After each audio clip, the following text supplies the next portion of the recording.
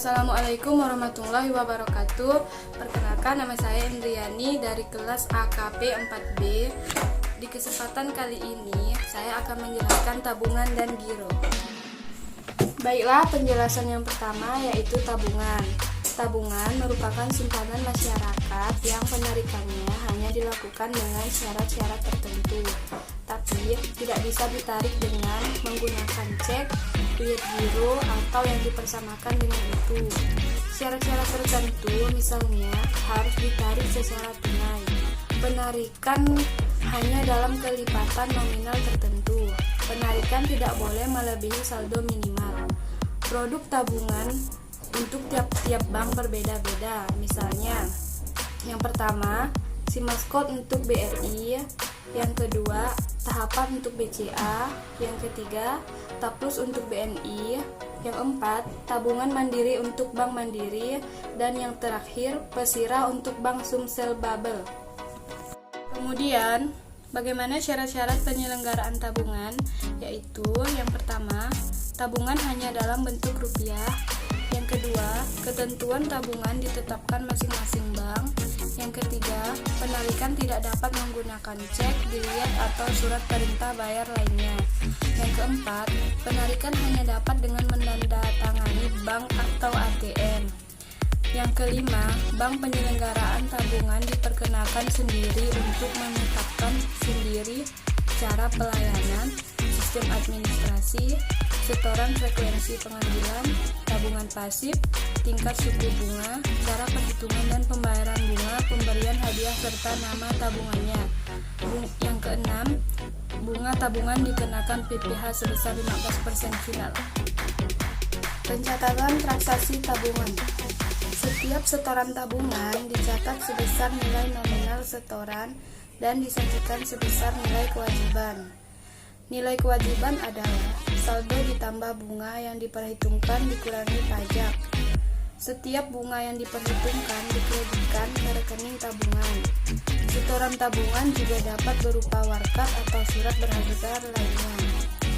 Sarana penarikan tabungan. Yang pertama, buku tabungan, slip penarikan, slip setoran, ATM atau anjungan tunai mandiri.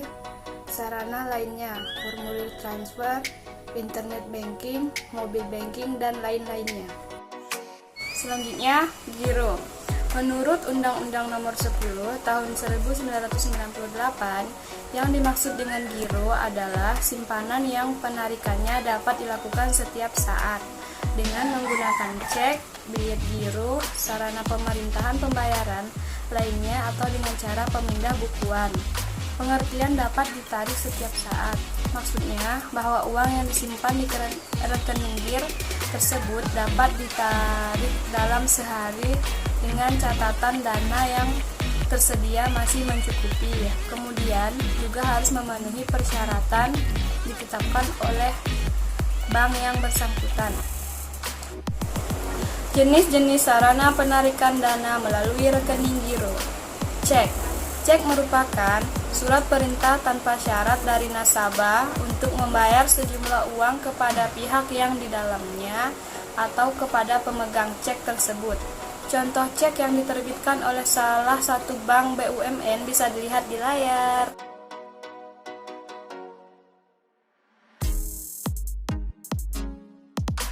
Syarat-syarat hukum dan penggunaan cek sebagai alat pembayaran giro dalam KUH Pasal 178 dengan syarat sebagai berikut.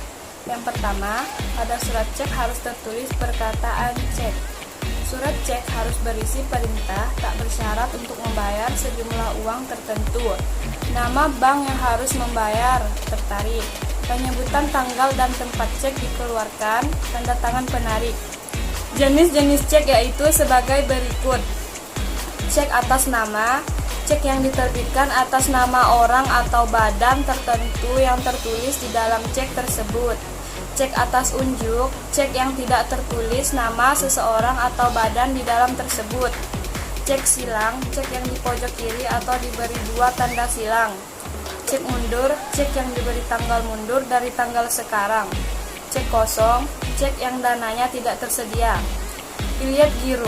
Biliet giro merupakan surat perintah dari nasabah kepada bank yang memelihara rekening giro nasabah tersebut untuk memindahbukukan sejumlah uang dari rekening yang bersangkutan kepada pihak penerima yang disebutkan namanya pada bank yang sama atau bank lain.